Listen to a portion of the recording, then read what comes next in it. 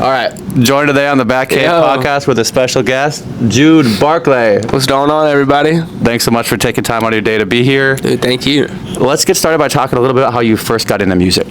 Okay, so I was making beats started making beats when I was 15 on a garage band, and then just loved making beats. It was so much fun. When I was 18, I started singing, and I was the kid that was I'm never going to sing. But then I did it one time, and I was so scared of it that I locked my door in my parents' house and had to turn off all of the lights and just it was just a big thing. You grew up saying, oh, I'm not a singer, I can't sing, and I couldn't sing, but I had so much fun doing it that I was let me just keep doing this, because I just genuinely enjoyed it, and then honed that skill. And then in 2021 I released a song a week for a year, and as a challenge to myself to dude, I'm not gonna let outside opinions stop me or kind of hold me back as far as just getting better. So I just dude, whatever it is, I'm gonna put out my best product and what I can make in a week, and I would just do it every week. And that's what got me I would say it drew me and kind of shot me in the trajectory of actually doing this full time, because I got a lot better that year. And then ever since then, it's 2026. That's just crazy. So it's just been since then refining and getting better and making better music. And so long answer to your your question, but yeah. Was that tough making a song a week? Because I think a lot of people have that intention where they're I'm gonna make a song a week or do whatever they're gonna do every single week, and then life hits, and inevitably in a year you're gonna have weeks where stuff happens. Yeah, I mean, so it was right after COVID, or was it? No, yeah. So it was the year after COVID or whatever, and so I graduated high school at 17, so I was still living in my parents' house. So I didn't really have, gratefully, not a whole lot of responsibilities as far as I had a job, but I was working kind of part-time, and then I was just asked my parents, yo, I want to take a gap year, and kind of because if I want to do music, I want to at least give it one shot. And they're and my dad, who didn't go to college but really wanted his kids to go to college, was not for that at all. Yeah. But he was just all right, but you can try. And then just never talked to me about it again, because he saw that I wasn't dropping out of college to be lazy. I was doing it because I wanted to work hard, and I was working 80, 90. I was making 2 to 3 songs a day. Oh my gosh. Were they good? No. But you were making. But I was making songs every day because I had to release a song a week, and then so sometimes I would make a couple good songs in a day, and those would kind of come out. But then sometimes it would be Tuesday and I didn't have the song, and I'd be oh, dang, yeah, we gotta get this going. Here we go. I'd upload it on Wednesday night, then come out Friday night. Hopefully DistroKid. There was times where the song would come out on Saturday, kind of thing. But yeah, no, it was a crazy time. But if you listen to early 2021 to just later, even mid, for example, high school, which is kind of my first song that people connected with, is jumps better than where I was in early 2021. That was only 5 months, but it was writing every day, and then being around people that are better than me. So yeah, I think towards the end of that run, or not the end of that run, but in there was All Right, which was the first song I found you from in 2022. Yeah, which crazy pull. Yeah, randomly so on TikTok. That wasn't even song a week. That was the next year. That was the next year after. Yeah. Yes, sir. That's crazy. One song we definitely have to talk about, because I always pick a song that's one of my favorites, that's kind of a deep cut that people might forget about. Okay. And ironically, it's called "Forget About You." Can we talk about it? It's one of my favorite Jude Barclay songs. Okay. It's one of my favorite Jude Barclay songs for sure. Wait, really? That's awesome. Yeah, I end my show. Really? I end the show with "Forget About You." That's awesome. Now I absolutely have to go to a show now. No, bro. Louisville, bro. Hey, Louisville. On Friday. Let's go. This Friday? Yeah. All right. I'm there. All right, let's go. All right. Let's talk about the song, but then we have to talk about tour. But first, let's talk about "Forget About You." Mm-hmm. Let's do it. What was the origination of this song? How did it come to be? Yeah. Well, I was in a relationship for 2 years, and I wrote that song a week or two after we had broken up, and so it was. I wrote that song and the song "Sorry I Don't" actually in the same week. That's crazy. So yeah. I wrote a lot of these really deep. Sorry I Don't, didn't come out till way later, but wrote all of those like breakup songs all like with like the heavy drops too. That's it. It's interesting that you made those at the same time because now you say that. Graham was there.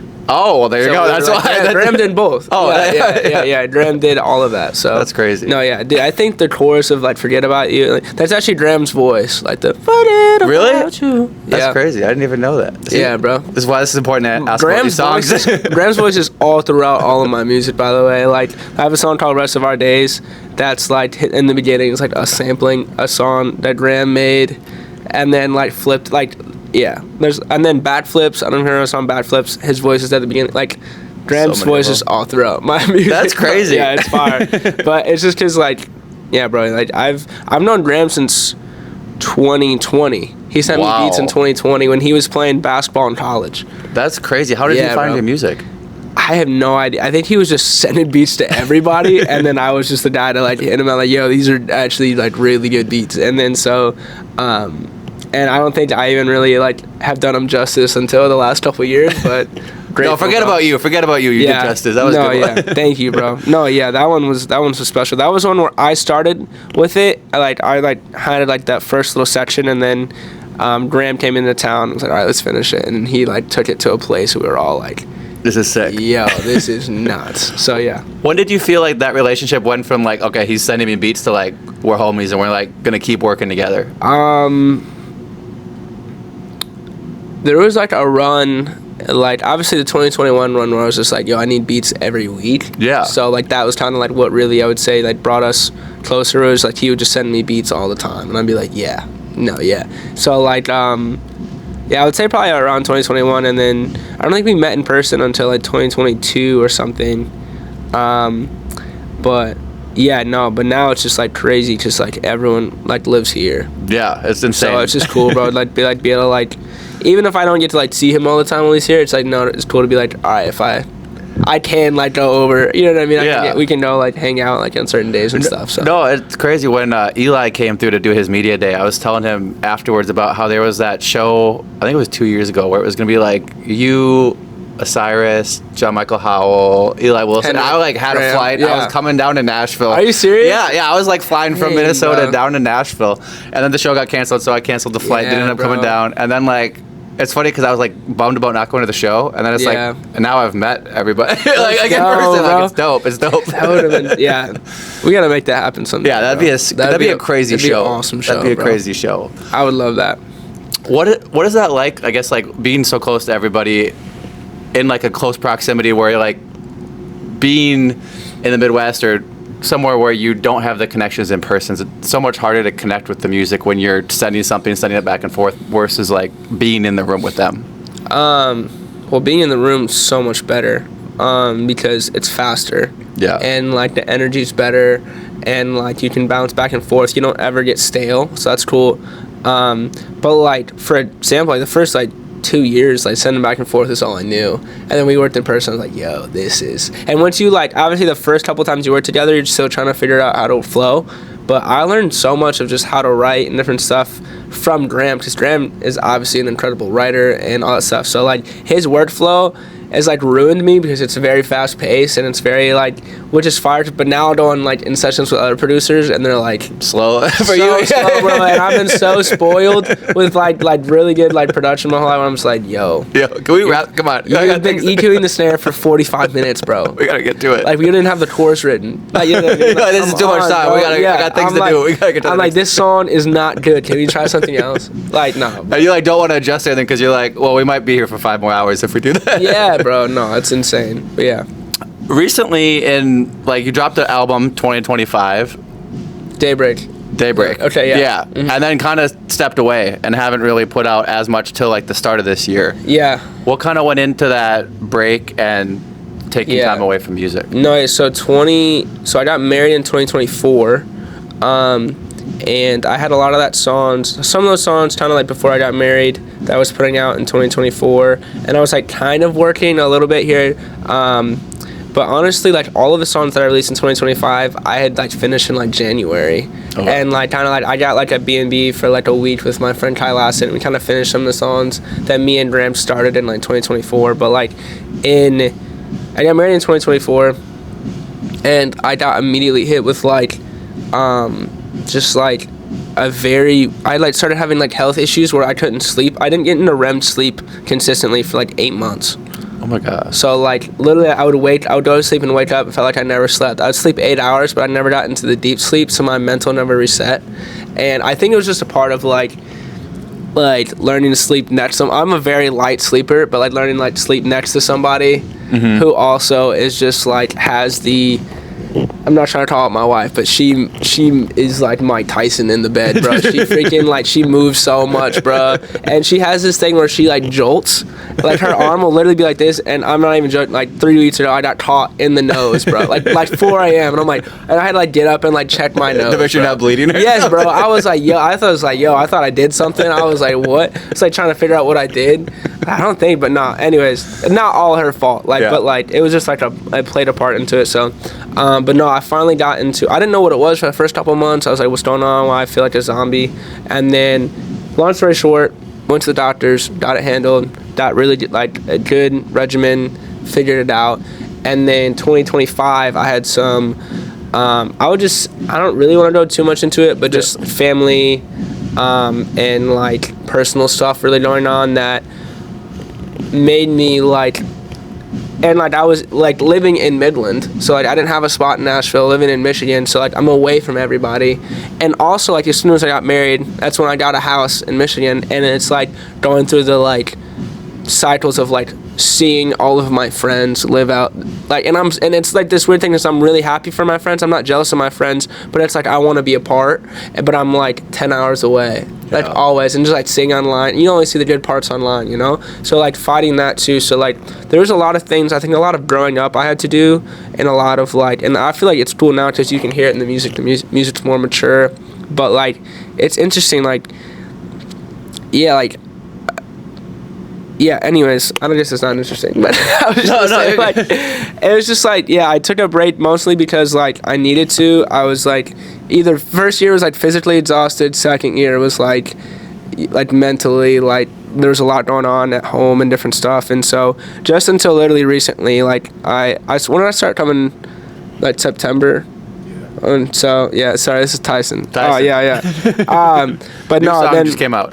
New song with Tyson. No, but yeah, recently we just started working a lot. I was just like talking to him 2 nights ago. I was like, bro, like you have gotten me back to a place. Just I've been working with him a lot, where it's just like it's really fun to make music again, and I'm not worried about anything. And like you can feel that the music feels more free, and it feels more like fun and like back to like just like the joy of like actually creating art.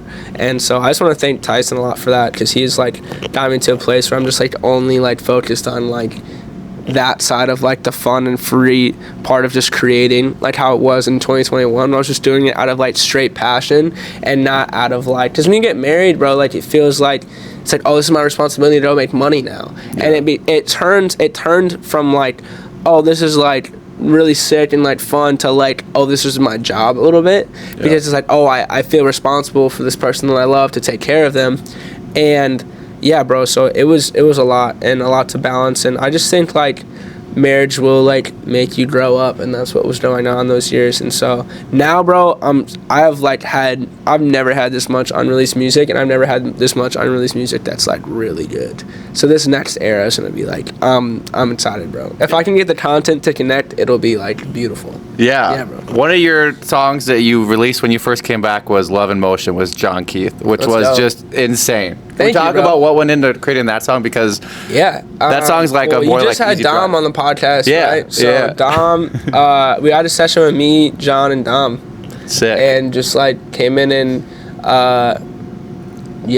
just like had a session one day and made that, like it wasn't even like it was just like, I think originally he like me and John were writing for me, and then it was just like it was something that was the vibe that he'd been on recently. So I was like, bro, you should just hop on it. He was like down, and so bro.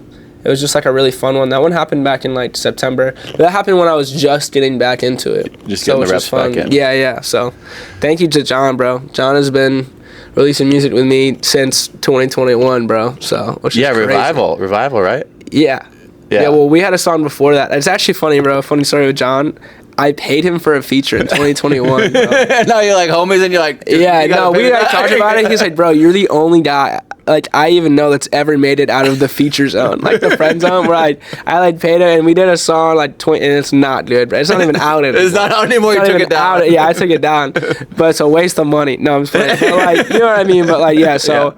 Yeah. But it was cool, bro, because I got to meet John. It was funny because that day we actually just like connected and he was like trying, you know, like you're the artist. Not that John's trying to work for him, but he's like, you know, like he's coming in. He's like been paid to be there. Yeah. And so, but he's like, I kind of like this guy. Like, you know, so he's telling me later, bro. It's like, dang, I'm trying not to like this guy, but like, you know, we're having fun. But nah, bro, he's been like big brother to me throughout my whole music career and has always supported me and always like down to work, and so for that I'm like extremely grateful. And like honestly, just like one of those guys that has always been around to just be encouraging and like genuinely like, yo, you're like, you know, sometimes you just need to hear from someone that you respect that you're like, yo, you're killing it, like keep going.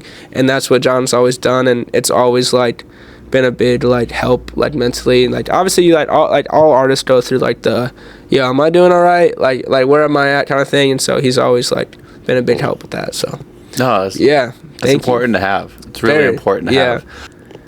Something that I think you do really well as an artist is you're good at bringing in other aspects of your life into your music, whether it's church, your relationship, traveling. What kind of inspired you to realize you weren't going to be someone that's like, just look at my music and don't look at anything else about me? That's a really good question. I think maybe you're even thinking about it deeper than I was, because I was just like, this is like, my music should just reflect who I am as a person. And like, so like, I think if that's the case, like all that stuff just kind of comes out naturally. So yeah, I mean, maybe I don't even think a lot of deep thought went into it. Like for me, it was just like when I'm writing and I'm talking about my life, it's actually my life. So like it just reflects like my interests and what I love to do, and like my values, my beliefs, my stories that I've been through. So yeah, honestly, just like to answer your question, like I didn't think about it. It just happened naturally, probably. Yeah, we speaking of traveling, we have a big tour coming up. Let's go. Going on the road with Kyle Hume. Yes. Let's talk about it. Yes, I'm excited. Is this the first biggest tour you've been on, or? This is definitely the biggest tour I've been on as far as like dates and stuff. Yeah, it'll Nerves? be exciting. How you feeling? I mean, I think when it gets like to the day of the show, and mostly just to like wanting to make sure everything runs smooth. That's my big thing. That's kind of more what I'm nervous about than like anything. I want to make sure like this it connects. I want to make sure it performs well. Obviously, that's everyone's. Yeah. But like,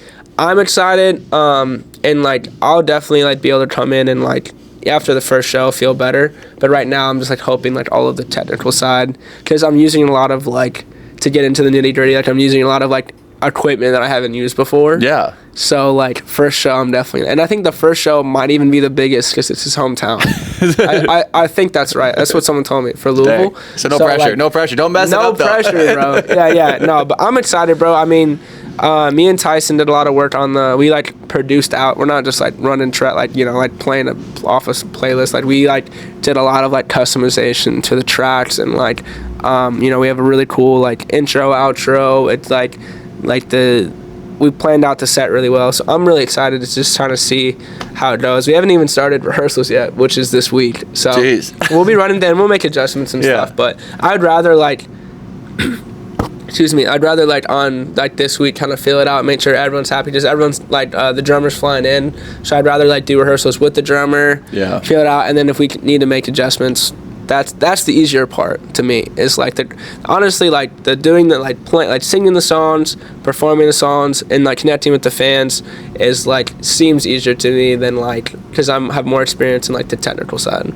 Obviously, getting to open for Kyle's dope. Throughout your career, you've gotten to work with a lot of cool artists, though, whether it's John Keith, Chesley, John Michael Howell. Yeah. You even had a song to start your project with Nick D. The GOAT. What went into that song, and what was that like, creating the song with someone that's like one of the main heads in independent music right now? A blessing, bro. Like, I've looked up to Nick forever, bro. I think I connected with him in 2021 as well.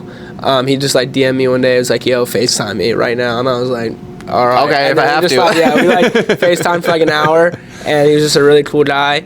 And then I've just kind of like known him for like years, and then I ran into him at Graham's wedding, and I was showing him a studio that I'd built in my studio that I built in Midland, and he was like, "Would you want to come help me build mine in Virginia?" And I was like, "That'd be sick." So I flew out like 2 weeks later for like a week and just spent a week in Virginia with Nick, and we helped build his studio over there. And like he was like, "What do you want? Like, how do you want me to pay you?" And I'm like, A feature. I was like, yeah. I mean, hey, bro, it happens naturally. And so we like worked there, but like we didn't get it. Like we didn't get the song that I was like really happy with.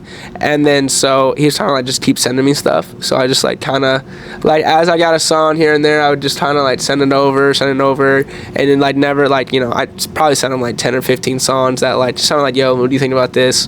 But when I sent $1 million, he texted back in like 10 minutes. It was like, this is the one. I was like, all right, let's go.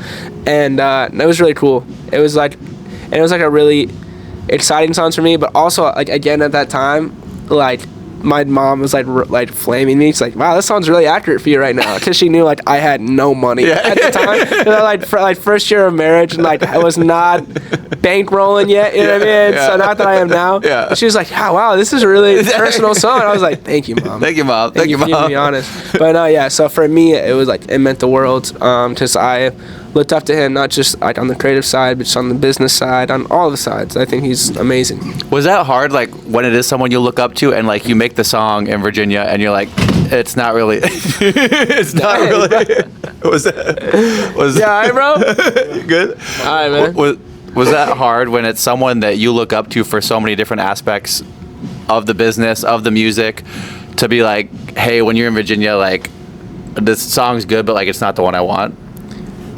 I think it was more like for me, I was more upset about like we didn't get it, and then more of like, oh, like, yeah, I guess it is hard. Like that's actually really good. Like it was definitely tough in the moment to be like kind of like it's kind of like a letdown. Like, dang, bro, we didn't get the song, because it was like I was really like excited and looking forward to it. Like, yo, this is gonna be so cool.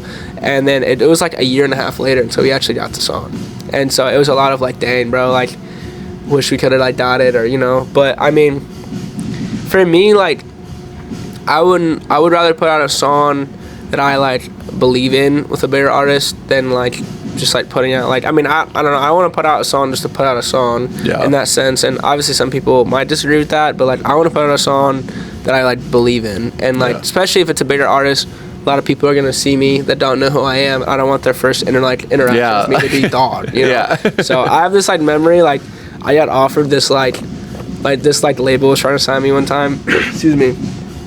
And they like sent me like a song to get on with this really big artist, and like it was like terrible. It was bad. But they were like, "Yo, we'll like let you like co-release," and I'm like, not interested. Like, it's weird because you never. I don't want to be associated with that. Like I don't want my name. I'm not saying no to the artist. I'm saying no to that song. Yeah. I can't even believe the artist who makes that good of music could even make that. Yeah. And so I was like, dang, he must have been like intoxicated. Yeah. When that song was created, because that was horrendous. It was horrendous. You're like, I don't even want to listen to this. Objectively, not even subjectively. Yeah. Like I was like, man, what's going on? Yeah, what's going on? What happened? So, is he okay? Yeah, someone needs to check on him. But like, nah. So like, I'm comfortable saying no to bad songs. That's good. That's a good quality to have, because so many people will be ready. Like you're so happy to like have that opportunity that you would be like, yeah, I'll just take it. You know. Yeah. Well, it's not like worth having the opportunity just to waste it with a bad song. It's kind of how I see it. Like I don't want to have like, to me it's not even really the opportunity because it's a bad song. Yeah. Like it doesn't even, I don't want to say it doesn't count, but it doesn't count to me, because it's like I want it to like connect. That's the whole purpose. It's like putting out a song with a big artist is like to connect with the people, and if it's not going to connect, then why are we doing it? Yeah. So yeah. If you could share one thing for an artist that maybe is just starting out, what's your advice? Make a song every day. Every day. Even if it's like it's not gonna be good every day, but make a song every single day.